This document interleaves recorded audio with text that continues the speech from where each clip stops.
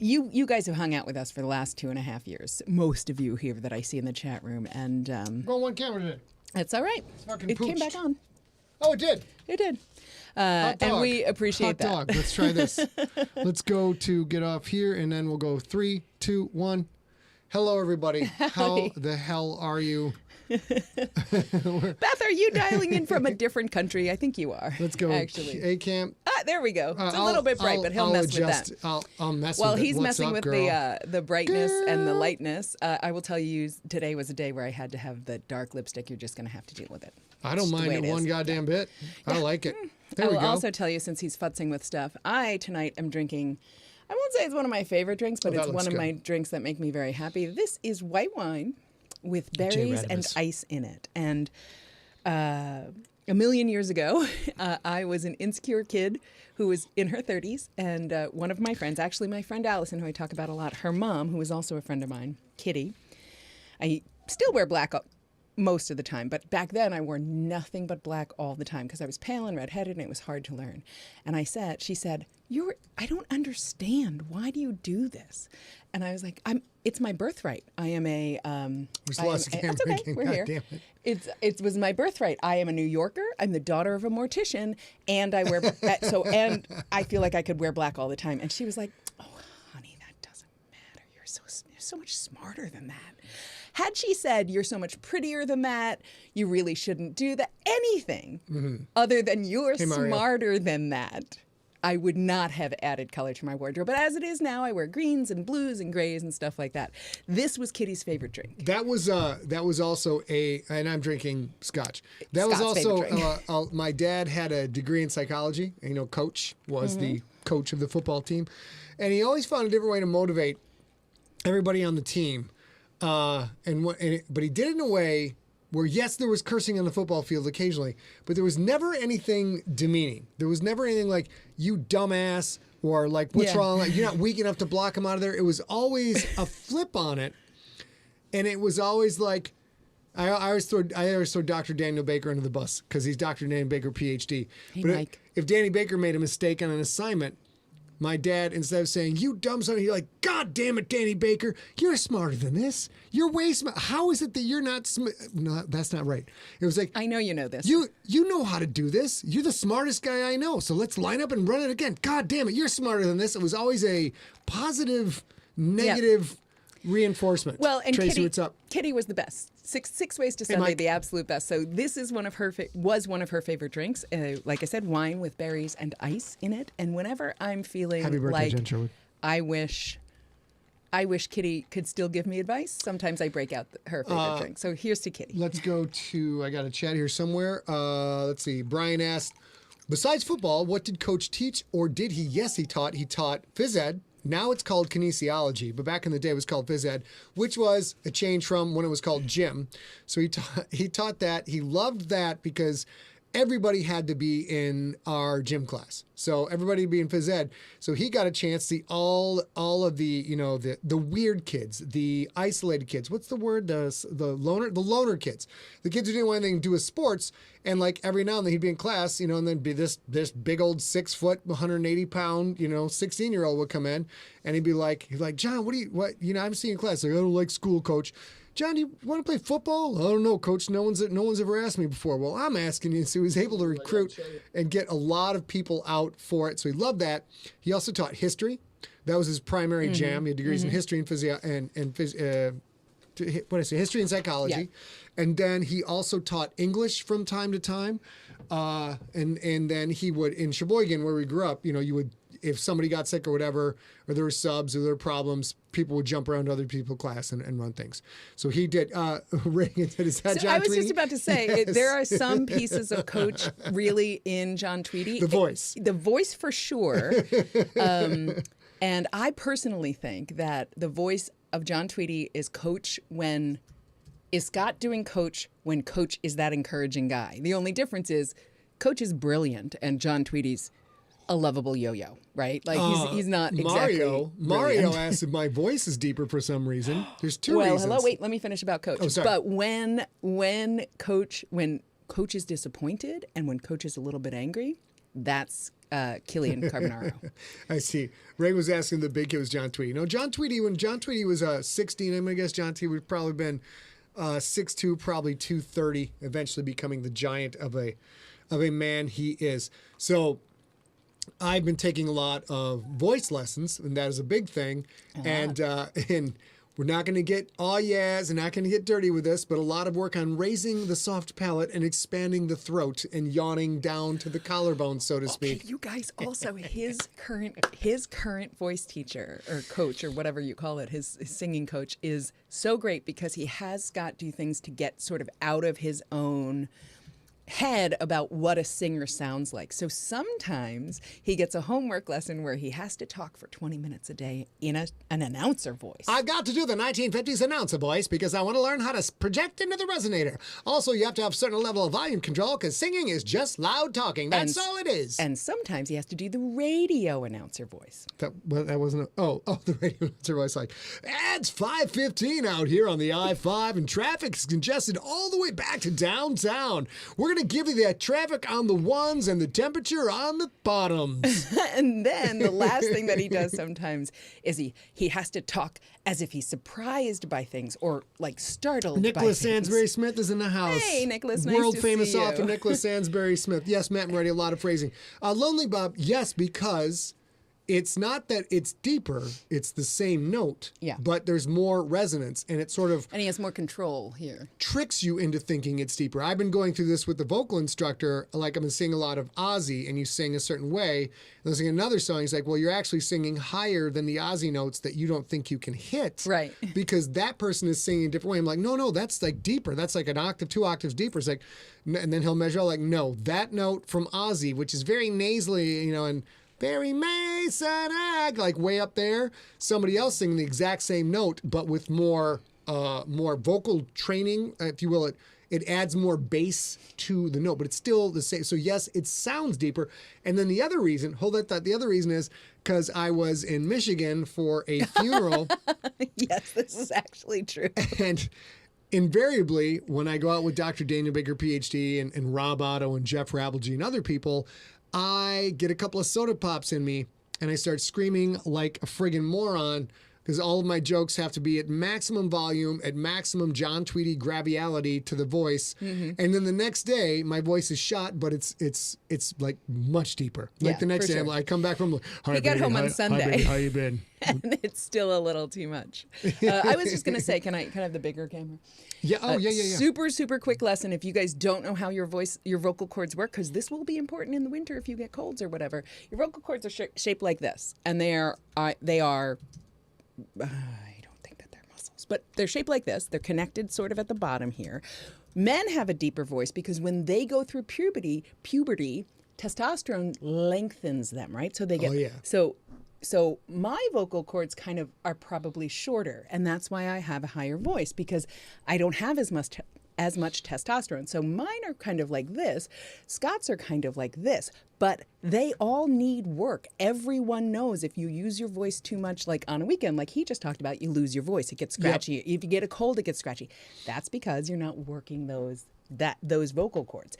And the more you work them, the more flexibility you have to get all the way down to the bottom of your range. Just like the more you bend your, do stretching and with your body, you can touch your toes more easily and stuff like that. Same thing. So the more you work it, the more control over it you have. I can't make my voice as deep as his because my vocal cords are just shorter, but he probably uses his vocal cords like this most of the time. The more you work it, the more you get to do that. Anyway, that's your biology lesson for the day. You got to work it. Are we still doing phrasing? Because this has been a field day for phrasing. I mean, Matt Moretti is. Matt's doing phrasing.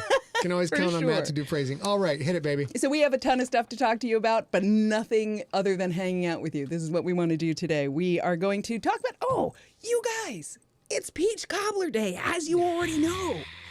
I made peach cobblers. They're tiny. However, several things to talk about the cobblers. Let me get you a spoon. Number one, last week at the end of the show, I right as we were ending and we were like, next week's Peach Cobbler Day, I shouted out to my good friend, Jen Sherwood. She's a baker. She's a professional baker. Send me a recipe and I'll make it.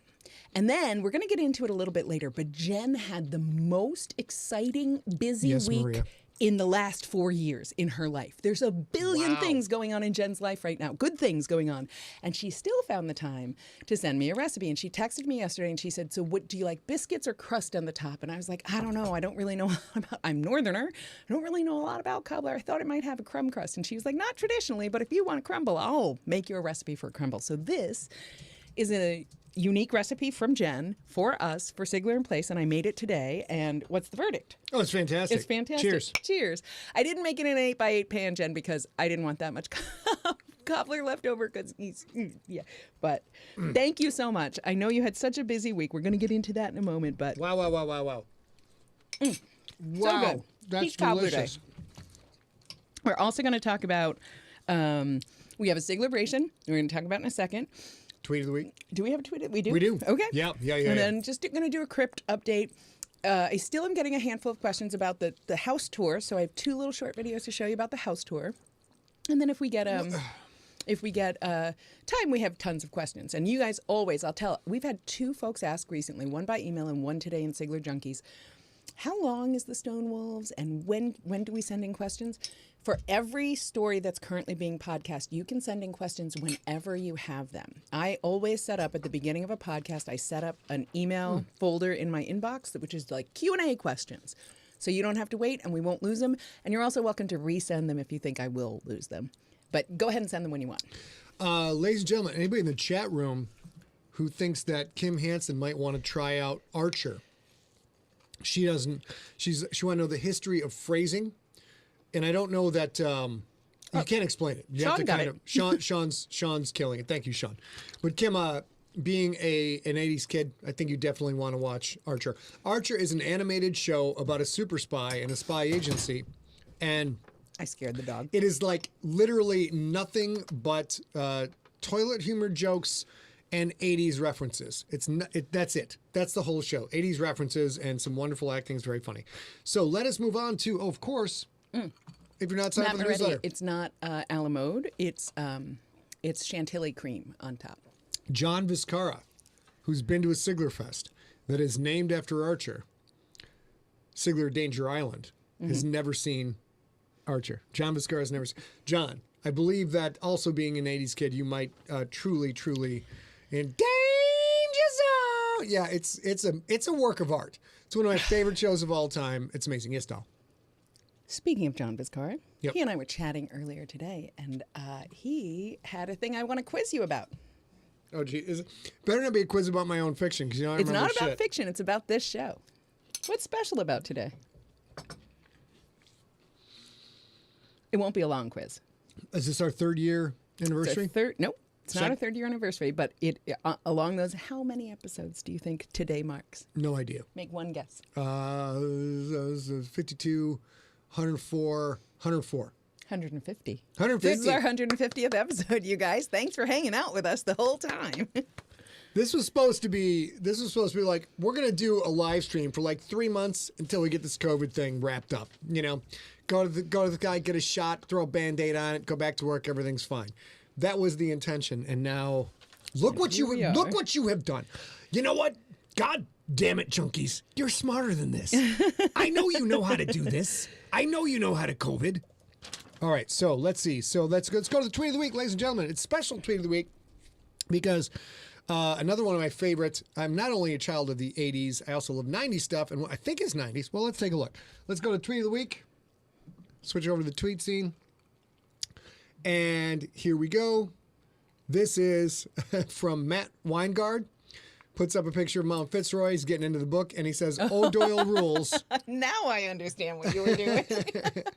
And this may get us booted from streaming on YouTube, but we're going to give it a quick try anyways. Give it a quick try anyways. For those of you who don't know what Doyle Rules is, one of my favorite movies is Billy Madison, Adam Sandler movie. I have many. I say it. I have many of my favorite movies are Adam Sandler movies. I don't give a crap. Go back to books, and this is why this is the Doyle Rules. You're going to have to go watch this movie, but those of you who've seen this movie might appreciate this. I'll ride the volume in case it's loud. It's okay. You're out!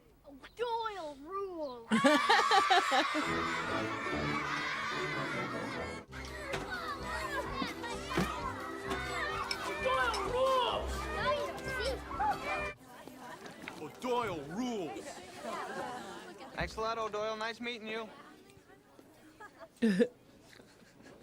Thanks a lot, fellas. You're saving my life. Then we have to pause it to make sure we don't get booted. What is that in there? It's don't horse remember. manure. Oh, that's right. That's right. O'Doyle rules.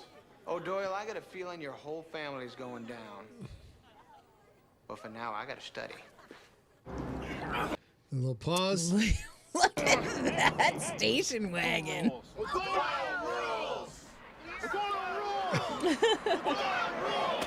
O'Doyle rules. Oh, well. Mario.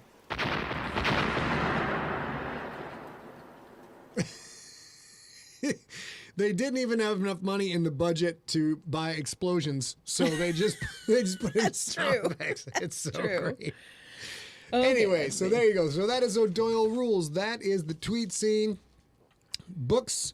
Oh, we got one more thing to talk about with books.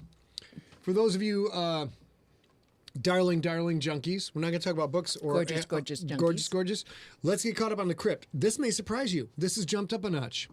The CRYPT is 17.5%. The first draft, 17.5% done. O'Doyle rules. So, O'Doyle's not in this book.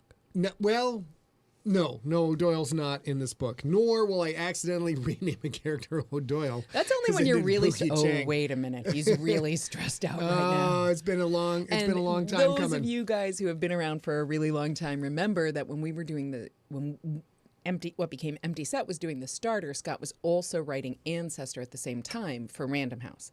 And when I got the first draft of the starter and read it, and I think John was reading it too. Tell me if you read the first one, John, or not. Let me know whenever you watch this. I think it was just me though, and I was reading, and of course you have a protagonist in every story, and he would be writing, and it would very clearly be what was going on in Ancestor, but he would say Quentin went to Sarah, and I'd be like, oh no.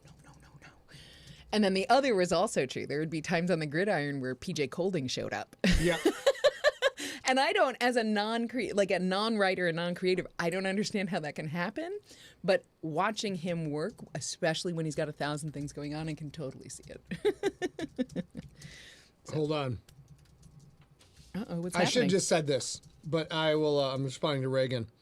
Okay, it says if we had a kid in our high school professor. She said road apples and the hanging of things in a locker. We had a gentleman named Steve Pilon in our high school, who was our center and one of our all-state middle linebacker. A very big, very strong, on the football field, very mean person, and off football field, a very nice person.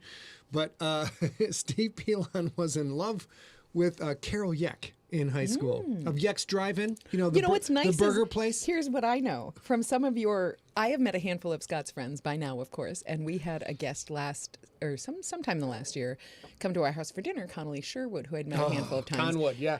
And Connolly and I, that night, were like, oh, dudes, how could we not have known each other before now? And Carol is one of her good friends. Yeah. So Steve Pilon, who's no longer with us, Steve Pilon. Hey, Dr. Dan. I believe this was a way for Steve to profess his undying devotion to Carol, who's awesome. Steve hung a dead skunk in her locker. A dead skunk. Did that work? Wait, let's do that in Johnny. Let's do that in the Johnny. He said put a dead skunk in her locker. That is some wild stuff. Well, that's that actually is some wacky wild that's stuff. Actually That's Casey Kasem. Casey Kasem bleeds over. My Yeah. Casey Kasem bleeds over into. Although But earlier somebody I love asked Casey Kasem. somebody asked Casey? earlier for a deep romantic voice. I don't have one, but Casey, my name is Steve, and I want to do a long distance dedication to go out to Carol. Carol, I hung a dead skunk up in your locker, and I want to dedicate the song "Don't It Make My Brown Eyes Blue." Thanks, Steve. So Y'all, Scott. Scott talks a lot about the fact that he grew up as a dirty butt kid in Sheboygan Dirty butt and Sheboygan I'm a kid. fancy New Yorker Fancy or pants. whatever. Yeah. No one ever hung a dead skunk up in your lockers? And you know what? For the first time in the entire 14 years we've known Oh. each other, I am pleased that I'm a big city kid. 'Cause what? Chris Grawl points out, rest in peace, Gilbert Gottfried, Amflat, all that. But wait a minute, 67, somewhere in the ballpark? That's a decent run. It's not a great run. He was sick, so that kind of sucks. And was has, sick, and yeah. and he got married later in life and has young children, and so he missed because he did the right thing and was like, I am not responsible enough to be a parent until I find the right partner. You know, 67. he doesn't get to do that. 67. He doesn't get to do Reagan that, says and that 67. kind of stinks. So, But R.I.P. great, brilliant, wonderful, crazy comedian. You know what? If you are not in mixed company, if you're not in mixed company and you're home by yourself, preferably in headphones, you want to go to YouTube and you want to call up. Please, no one paste this link in here. I don't want to get sued. Call up Gilbert Gottfried, The Aristocrats. Joke. Call. Okay, and if you've never seen The Aristocrats, know that it is not a Gilbert Godfrey joke. It is a wildly famous. There's an entire documentary about it, which you should also watch, called The Aristocrats. So, But Gilbert Gottfried just different than The did Aristocrats. did kill it. Did kill it. All right. Yeah, really so CRYPT killed it. update. I believe. Now, You just was did. it? We're in the middle of something. Were we in the middle of something before I get distracted? No, we're on to So SIGLERations. I'm a little shot out. Oh, we're going to talk about the CRYPT a little bit. Then we're going to move on to SIGLERations. So, and then some more tour of PUV Empty Set. So, the CRYPT is not a happy story. There's not a happy person. There's not a happy ending. There's some nasty, filthy, awful, horrible people in it. And I have spent the week writing from the point of view of nasty, awful, horrible people, or people who've had something nasty, horrible, awful done to them. And it's getting a little dark. It's a little dark. So Sorry, I was writing a comment. we were going to talk about how the CRYPT. Oh, yeah. I thought you were giving them the intro. I was taking that time to do Gotcha. that. But yeah, this is actually super important. I thought he was going to give a little more background and then we were going to talk about it. But you are correct. You guys all know this. And the unsuspecting public does not yet, right? You guys have probably read the CRYPT, but almost everyone who will read it has not read it yet. So what's weird about it is you and I, all of us, right? Us guys right here, we know that the CRYPT is where you go to die. The only way out is to die. That's what we know about the CRYPT. And we know those stories and we know those Don't people. read it, Reagan. We know that those people are Stop, just Shannon. most of them depraved, fractured, broken, harmful, ugly, evil. I mean, soul ugly, not probably physically ugly too, but that's not what I'm talking about. That's the point of the CRYPT. And the CRYPT was started more than 10 years 12. ago? 12 years ago? Yep. In today's world, the CRYPT is essentially 5 books worth of trigger warning. And we have talked quite a lot about navigating that because that's a story that deserves to be told, right? There are stories, you guys know them. I'm not going to talk about specific characters, but you guys know that there are some stories in the CRYPT that are ugly. It would be ugly to experience, and you know it's ugly to happening to the characters, but it's still worthwhile reading. It's still ugly people are still the heroes of their own stories. Broken people are still the heroes of their own stories. But this is the thing we talk about quite a lot because wow, that's a lot of trigger warnings. So the marketing tagline was, "Welcome to the PUV James Keeling, where the only way out is to die." Now it's just going to be the CRYPT. All the trigger warnings. Yeah.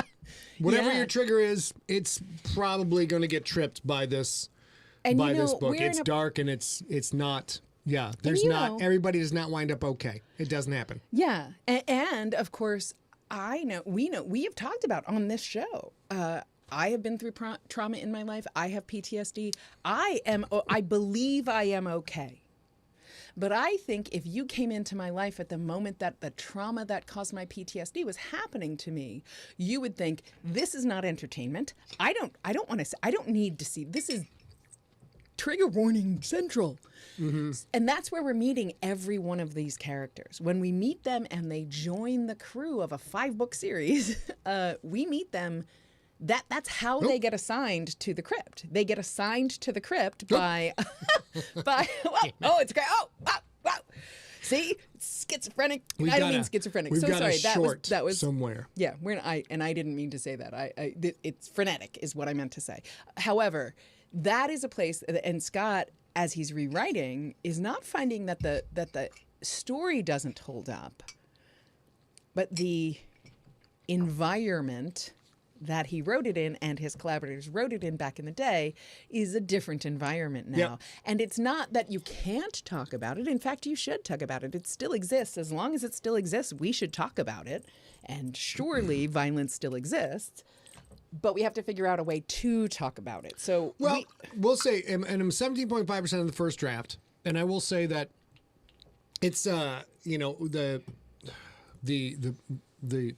company that bought it, Athon. Mm-hmm.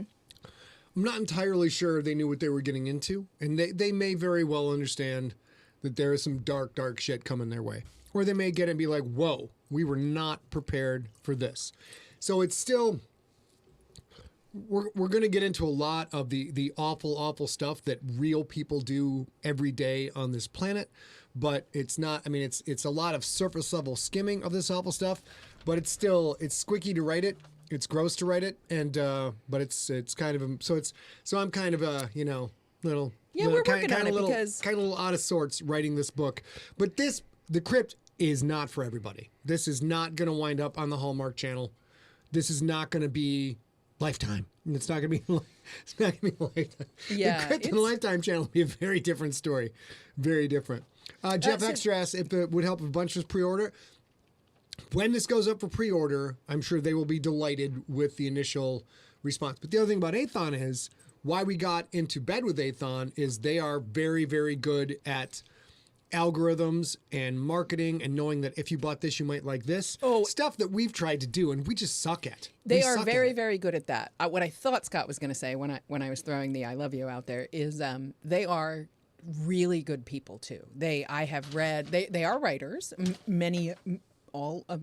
Most of the people who run that, they are writers, and I've read a significant amount of their stuff, and they're good people. So they are also going to be like, wow, this is a lot. But we'll figure it out together. And I think that we are in a place in our world where we can watch, we can experience entertainment that is violent and awful, but that's important to the story instead of gratuitous to the story. Right. And we can do it with the right kind of trigger warning. You guys are used to what I'll call trigger warnings at every single beginning of Scott's books, where he says, please don't spoil this for other people. Yeah. And that's all that a trigger warning is not telling you don't spoil it for somebody else, but telling the somebody else, hey, baby, this might spoil you, and it's okay if you can't handle that. It's okay. Yes. Like, you need to know up front. And I know I saw, it's scrolled past now, but Kim, I am so grateful for that comment because we've been talking about this for days, but it's exactly what you just said. Kim, if you don't know, is Japanese, and she is a Japanese American, and she's just said that she tried to watch a documentary about the internment camps and had to turn it off because it made her heart race and it was too upsetting. And that is exactly the thing that we're talking about here. Is it worth having fiction that treats that honestly in a non-gratuitous way? I believe that it is. I believe that's it's an important thing. If it exists in our world, we should talk about it in a way we can talk about it and learn and understand it a little bit better. But not for everybody. Yeah. So today I wrote about CRYPT the musical. Penises, and not in a good way. So, we're going to leave you on that tantalizing tidbit. And let us move on to the percentage CRYPTizations. What? Is that right? All right. So I think we're up on CRYPTizations. Yeah. So we have two CRYPTizations. One is, I think, can we go to the junkies or no? Not yet. To the junkie photo. So we have two CRYPTizations today. They happen to be both. These I know are going to be out of order, but here we go. That's okay. They are both Jen Sherwood centric. Maria asks, do children or animals get hurt? Those are limits. Let's go back for a second. I actually had this discussion with today at lunch, and We It don't was know yet. it was about something that I'd thought about putting in the book, Hey, Mike Deschamps, but did nice to not see put you. in the book, and I can't really mention it without any kind of spoiler. Yeah, you can't. So I will say, Maria, at this point, no, but there's a lot of there's a lot of writing yet to be done. This is my uncomfortable laugh. Yeah. Dr. Daniel Baker probably knows this is not the genuine laugh. This is the I do declare laugh. Is it hot in here? It's a little warm in here, but we will. Actually, I probably might put on the front page of this book list of trigger warnings. I think it's essential because, again, what I What's up, said, Michael? we have been talking about this a lot, and I believe that you've all heard this, no matter what your gender, no matter what your sex, no matter what, every one of you have been in a moment where somebody says, this happened to me, and somebody says, are you sure? Did that really happen? And I'm not just talking about like, oh, you dressed like you wanted it or anything like that. It happens to every gender, every person. It happens to everyone. And we don't talk about it because that's not how we talk about things. But I think fiction should reflect reality, even if it's an ugly reality, because that's the way that we learn in a safe space and get better. So I think it'll be just a whole trigger warning. It's going to be first page. interesting because it's a horror novel, and you can get away a lot of things in a horror novel that you could not get away with in, say, a thriller. You could not get away with normal science fiction. But this is a straight up horror novel. It just happens to be in a science fiction military-esque environment. So it's testing the boundaries every day so far. I've been writing on it for 8 days, like the actual copy for 8 days. And we'll have to see. But clearly, all I'll say is this book isn't going to be for everyone, and we can leave it at that for Brian now. Pierce made a comment. He's on YouTube, so I'm going to read it to you guys in case you don't see it, because I think I also have a relevant moment like this. He says, there was a rather famous picture that was of a lynching in the 40s. It was in a book or a magazine, and he was young, and he says, I was too young, and it still haunts me. And I was in my 20s and in college when I saw a really stupid, grainy video on VHS of a local politician, I think in Louisiana, who called a press conference because there were charges against him, whatever, and he got up to the podium and he shot himself in the mouth. And it was, he called a press conference, so all the news was there. And that haunts me to this day. And so I feel that, and I would rather not have seen that. I don't even know who he is or what happened, but I would rather not have seen that. So that's, it's funny because we get precious about trigger warnings sometimes, but for me, had I known, like, this might make you uncomfortable and you may never forget it. Do you really want to see it? I would like those warnings just like I like, you're about to be logged off of this banking site in the next 1 minute. Do you want that? And you have to choose again. I want that choice again. And Kim, I actually was reading up on not the internment thank camps you, today, Timothy. but the Nisei, the World War II, born in America, Americans Japanese, in an internment camp in America. I know it's not right, but American, Japanese. It's no way. They are Americans of Japanese-Americans, Japanese yeah, descent. exactly. And that a lot of these soldiers were in a friggin' internment camp, and then they changed the law and it was like, okay, you can come out of the internment camp and fight, and they did. Yeah, it's bonkers because they're Americans. They went and fought. And so that is a source of reference for the CRYPT. It's not too much of a spoiler to say the CRYPT focuses on the Third Galactic War, for those of you really familiar with the GFL timeline. My God, Kim. And Third Galactic War, and it's primarily a war between the Planetary Union and the Purist Nation. This is everybody playing football together. This is just brutal. This is a brutal era of history in the Siglerverse. And and so trying to figure out if there are Planetary Union citizens who follow the faith of purism and have never been to the Purist Nation. How does the Planetary Union treat these people when there is this diehard battle going on, this war going on, with the knowledge that a common tactic of the Purist Nation is terrorism, is suicide bombing, is a lot of the things we see these days. How would a multi-planetary government manage their own citizens who are of the faith that is part of the theocracy that they're fighting a war against? and it's not an easy. There's not an easy answer, and a lot. There's What not. the Crypt is going for is a lot like we're looking for things where there are not easy answers, which is Battlestar Galactica influenced a lot. Very much. And humans are so messy, right? You're messy in your own house. I haven't left the house in 2 days. And there are things that I wish I had done differently. I didn't, nothing damaging to other people, but humans are messy and fallible. If we weren't fallible, we would never ban a book. We would never write a book. We would never, nobody'd be fat. Nobody, like if we were not fallible and human, we wouldn't have this need. And there are so many comments in the chat room right now. Jumping. Mike Deschamps says he was an EMT in the Bronx and saw some things he wished he could unsee. Somebody else said, the faces of death, there it is. Richard Feliciano says, the faces of death I wish I never saw. But here's the thing. That thing I just told you about that local politician, hey Jude, nice to see you out there. Had there been a trigger warning there that said something like, this is a thing you'll never forget, I wouldn't have watched it. And not only that, that is the thing that taught me that I am not a person who enjoys other people's suffering to that degree. And I would have liked a chance not to have to learn that by seeing it. So we're going to talk about this again before the book comes out, I'm sure, because we talk about it constantly because we have to figure out how to do it. Jeff Hexter had an interesting question. He says, are there authors we can read to prepare ourselves for the crypt? And I would say the closest one is Stephen King. And if you can go through Stephen King's body of work in his short stories gets into some nasty, nasty, nasty shit.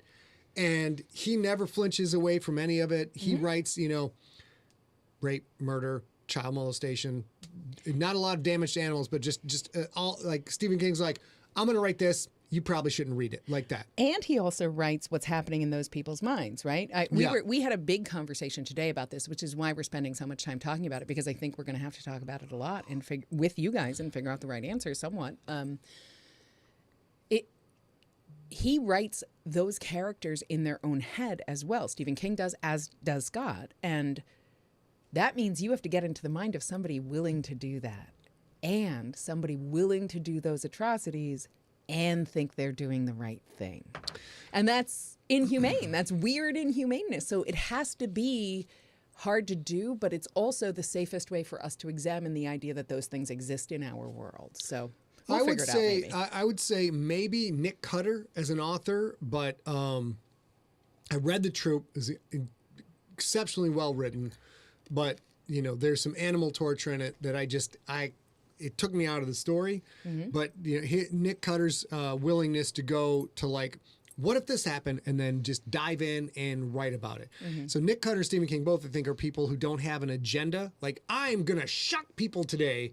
It's more like, oh my God, I read this awful story in NPR, and I would like, what if I'm in the point of view of the person who did this awful shit? What is that like? So those are two I can think. I can't really think of anybody else at the moment. Yeah, I think you're right. And I also think that it's in addition to being how do I get in the mind of somebody who is in that position to do that thing, it also gives people, I'm going to say it, I don't think I'm wrong. I'm going to say all of us, anybody who can hear my voice right now, we can't get into that mind. We're not that person. I don't care how terrible you think you are. My brother, Jude, in the chat room tonight, who I love to death, he said, he had this comment, so it's Facebook, so I'm going to read it for everybody else. Very close to PTSD is moral injury, which is something like doing or seeing things that one doesn't want to believe exist. And that's the thing I was talking about, having watched that suicide video, not knowing how it would affect me. And the unfortunate thing is PTSD is a thing that has happened to you that the rest of the world, existing world now recognizes. You know what? I would say Game of Thrones is a good. If you can get through Game of Thrones, because the G to the double R does not screw around at all. And he's caught a ton of shit. He's caught a ton of shit from various people of various viewpoints. Yeah. I mean, I think what you're looking. Okay, I can say this and move on. Jeff, everybody else, I think what you're looking for is authors who are equal opportunity offenders. Yeah, Stephen King will write from the perspective of a racist asshole in 1932 Mississippi, and the thing that I'm trying to do with the CRYPT that these people do is Stephen King doesn't make them caricatures. He doesn't make these transparent, oh, this is a bad guy. He's very good at writing a character where you can see this character doing this awful shit and being horrible to other human beings, fully believes they are justified to do these things, and that's where it gets super squicky. And that's what I'm having trouble with writing the CRYPT. Exactly, of course. And this is the thing that is true about all of us who read these things. George R. R. Martin is one. Tamsin Muir is one. You're one. Stephen King is one. These authors that I just mentioned, they will write an atrocious, horrible character believing they are doing the right thing, because you know with certainty that people who are doing terrible things to other human beings think they're doing the right thing. Everybody's the hero of their own story. I'll die on that hill. Nobody, and you read it a lot where the villain, or you see it a lot too, where the creator doesn't want to be judged for their creation. The villain will say something sort of like, well, I know some people might disagree that this isn't inhumane. I'm not being inhumane. So they say the thing that will be the complaint. And I think that's disingenuous. I think you kind of got to do it like those four authors do, like Tamsin Muir does, like Scott does, like Stephen King does, like George R. R. Martin does. Those horrible people they don't regret having to kill an entire town of peasants. They don't even think about it. Peasants had it coming. They don't even think they think that. They sort of think it's like, yeah, all those dogs are rabid, put them all down. Well, right now... They don't exist as human beings, but you got to write that genuinely to understand, to be able to have the whole story. Yeah. So we're going to move on to the stuff. Trust me, there's going to be a lot of talk about the CRYPT as time goes on. As usual, I will try and avoid all spoilers at all time. But let's get into now happy stuff. Which we're into SIGLERibrations. Finally, SIGLERibrations. Okay, so you guys know I love my mama to death. Her birthday was this past Saturday Saturday. I got to see her on Monday. If you are friends of mine on Facebook, you can probably see photos. My mom has asked me not to post photos. I was just going to say hers. we should add some photos, but all right. She's asked me not to do that, but my mom had a birthday on Saturday, and she's doing really well. And I know a lot of you guys know that she's had a busy, not so great few years. So that was very nice. And I would like to say happy birthday to my lovely mom. And then also we have a couple of pictures. Ready? They're going to be combined. So go ahead. So, okay, this is a little out. This is a creation, an original creation from my good friend Jen Sherwood, who is in the chat room tonight. Happy birthday. And two things. There's two SIGLERibrations for Jen today. She's also the one who made my couture cobbler recipe for tonight. She was good, dog. Yeah, so good. This is a pistachio chocolate toffee that this past weekend took first place in the tasting chocolate category at That Takes the Cake, which is a national cake and baking competition that happens in Austin every year, and it's people coming from around the world. And this is also Jen's very first. I feel these are a little triangle hatchling influenced. They might be a little triangle first competition. No, it's not at all our first competition. Okay. But this, which is an original recipe for pistachio toffee drizzled with Oh my chocolate God, look and at sea that. salt, Look at that. Oh, and sea salt. won Wow. first place, and that's her first place. Yes, cool. Fabulous. Yes, Fabulous. boss. Good work. 'Cause Also, you- third SIGLERbration. Tomorrow is her birthday. And that's her first place. Whoop, First whoop. place, That's her medal and placard. everything. Come on. Got the medal. Come Very on. good. Very, And very look good. At you. Look gorgeous. You look happy. You look proud of I yourself. think she got a little swagger going on. Got a right lot here. of swagger She's going like, you know what on. that looks? You know what this look says to me? Like, hey, bro, you like toffee? It's no big deal, bro. No big you deal. like toffee? You've never tasted I real mean, toffee. I just took first place. I With know. pistachio. I whipped up some pistachio shit. No big what? It's no big deal, bro. I It's appreciate that no you like toffee, big but you have deal. you had real toffee with sea salt and pistachios? sea salt and pistachios. All right. That Okay, this is one of my favorite compliments. Matt Moretti just said the fat kid in me is going gimme, and that is how I spend most of my time looking at Jen's creations. Gimme. So we are Congratulations, now- Jen. we're- You did a boss job, and we love you. congratulations. Also, is it her birthday? Tomorrow, I mentioned. birthday. Tomorrow is her birthday, too. So Happy say congratulations, say happy to birthday, say you. give me that Happy peach cobbler recipe, all the birthday things. to you. Happy birthday, Zippy and Jen Sherwood. Happy birthday to you. So, Matt Moretti, she is not a baker for hire. Not yet, anyway. That hopefully may what? be coming in the future. But right now, she's a professional baker who's working on her craft. She does not have a store for hire yet because that requires in Texas a commercial kitchen. But hopefully someday. Dr. Daniel Baker, PhD, is a baker for hire and makes the best pistachio meth in all of the South. None of that is Yeah, true. Truth. Don't worry, he's not going to get arrested because he knows how to cover that stuff up. We don't have a headline of the week. We have junky questions. Oh, we got to do the video now. Ready? Okay, Yeah, we got a couple of- We're going to switch over to this camera. So I've been writing all friggin' day. All freaking week. I'm a little fried, my. and I didn't have. That's very bright. I didn't have the time for my usual prep time. So let me take 1 second, see if I can fix this camera. That's completely wrong. That That's doesn't okay. make any sense. Just talk. We'll just talk. So this video we're about to show you, I may have to start it, stop it. It may come on automatically. Oh yeah, phrasing. So now we're gonna go to this baby. We running the show. That's you touching the keyboard. No touching. There's no touching. And let's. What was that? I was saying no touching. Okay, and let's go empty set video. Hold on. Okay, do you know which one this is, baby? I do not yet, but there's two questions that came through several times, so I'm going to answer them both, I think, in the video, and then I'll talk to them after This it. is the back stairs. So before we start, one of the questions that came in, the two questions that came in, I don't know where they're we're having a camera switching problem. The two questions that came in more than anything else in the last week were, what happens if you go down those back stairs? And what does it look like at night? Because I see all these candles and string lights and stuff. So I've answered both of those questions, and we're going to go with the back stairs first. Yeah, I think Mario's right. Dr. Daniel Baker's meth is green ice. That's what it's called, green And ice. Michael Grace, that made me laugh. The back stairs to the garage.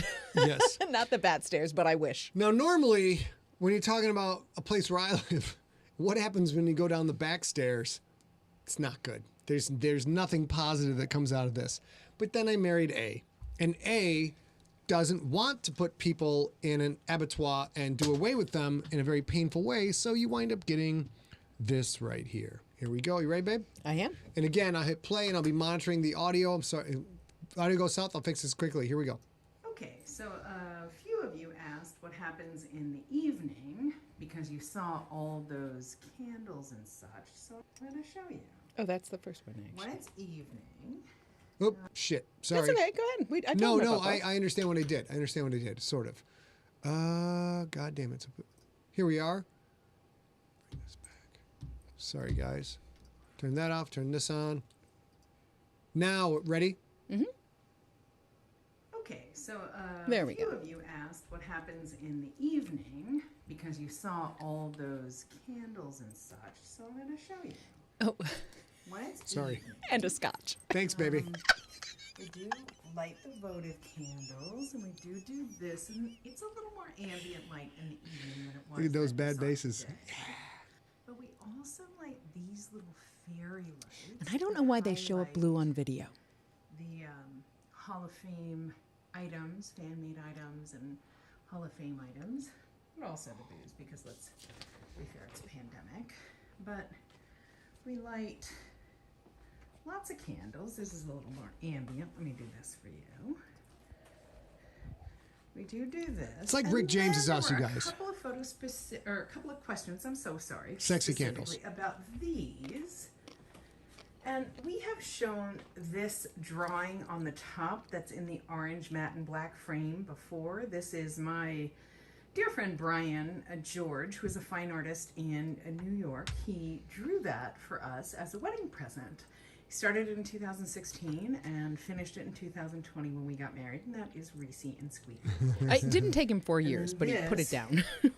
You're my This is buddies. the original Lair of Doom crew. That is, of course, on the right there, that So is Rixie. friggin' The cute. top left, that is Squeaky. The bottom left, that is Stella. And now we have Cordy to add to the bunch, but this was before. And I hope that answers that question. Okay, turn this back on, turn this back on, turn this back on. Now we are going to go to the other one, the backstairs. Yeah, baby, you want to say something? Yeah, just that it's weird on video. Those lights don't look very white and very blue to us in real life.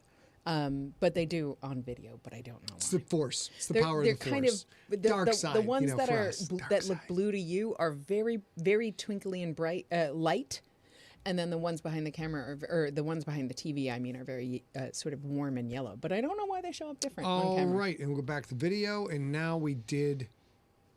So Hey, Akil, so nice to Here see we you. go. I hope your whole Hey, family's Akil, great. what's up? Ready? Here we go, baby. Ready? Uh-huh. You guys wanted to see this. We got emails about this. So I know we're showing you stairs more and than candles three. and lights and you know, it's kind of a Rick James soiree type place. You know, I'm not going to lie to you. There's a lot of Rick James action going down in the house. Tracy Shank, I have thought a lot about, and Raygun, I have your email. I literally have no idea how to answer it, but I've been thinking a lot about it. Blush. Here we go. Ready?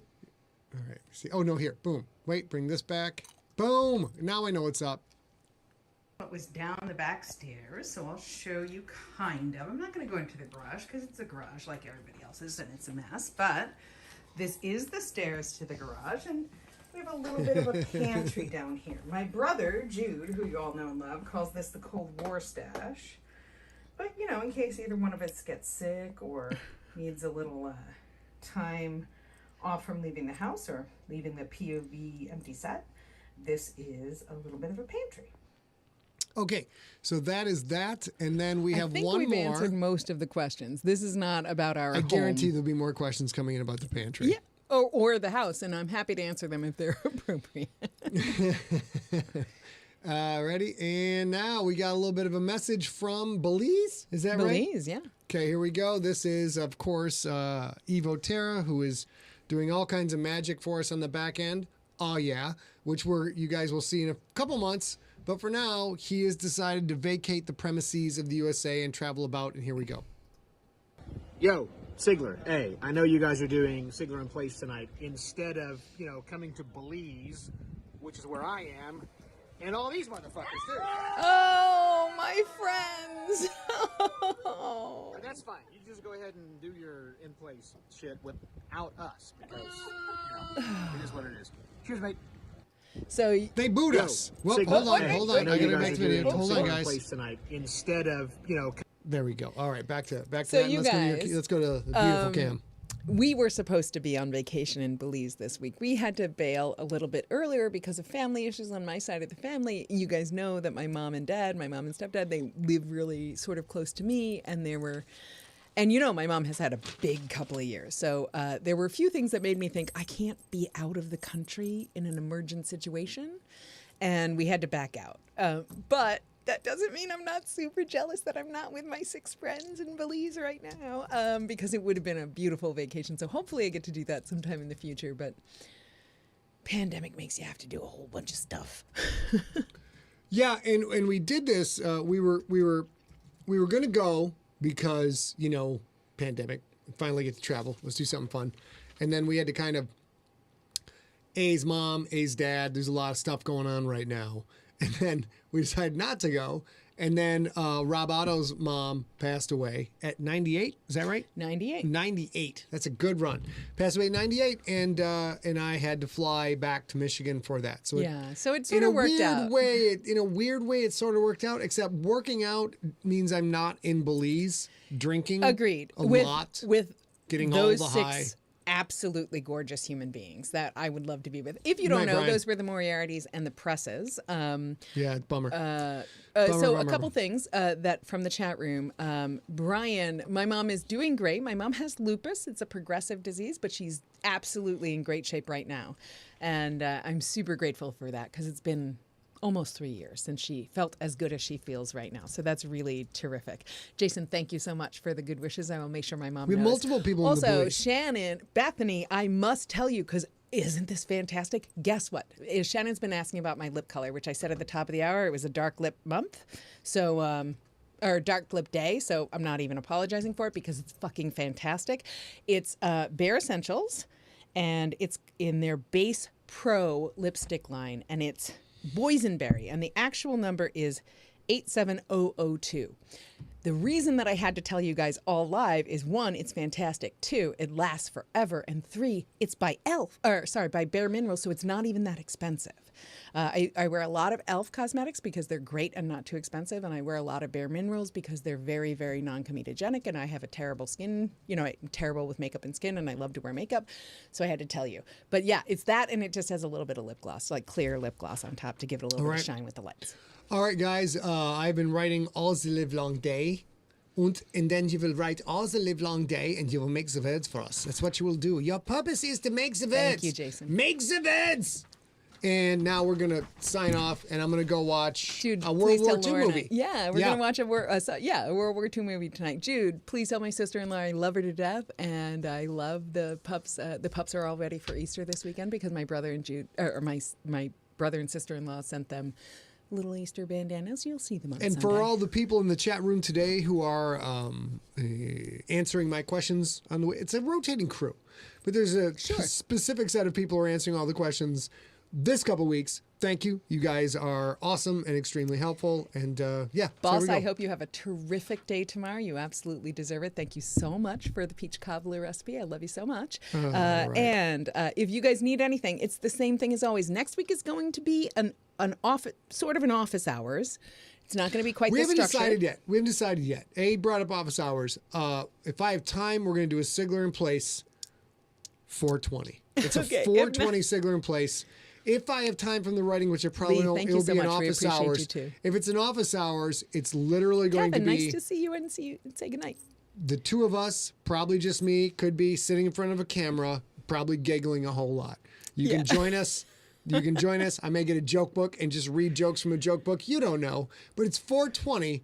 And if you're not hip on the culture with the kids and all of their names for the things, there's going to be some edibles involved. Yeah. And we're going to throw down on 420. I'll speak plainly, since we try to keep sort of a family show. We live in California. Weed is legal in California. Next week is 420. 420 is the police code for marijuana use, so we're going to be high on the show next week. Intentionally high on the show next week. Kim, if you just sent them during this show, I haven't gotten them. I'll follow up with you after. Thanks, Lee.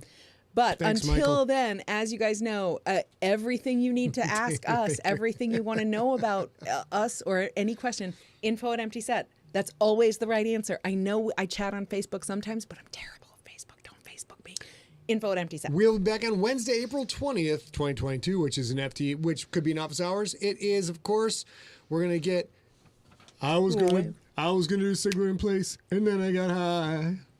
I was going to look at your funny face, and then I got high. And now I got no programming, and I know why. Because I got high. Because I got high. Because I got high. I was gonna brush my hair, then I got high. You know all that. Let's do our closeout, sweetheart. All right, so until then, as ever, we need you to stay safe. We love you and we want you here. We need you to stay real smart. We need you to stay science. And for the love of science, stay informed.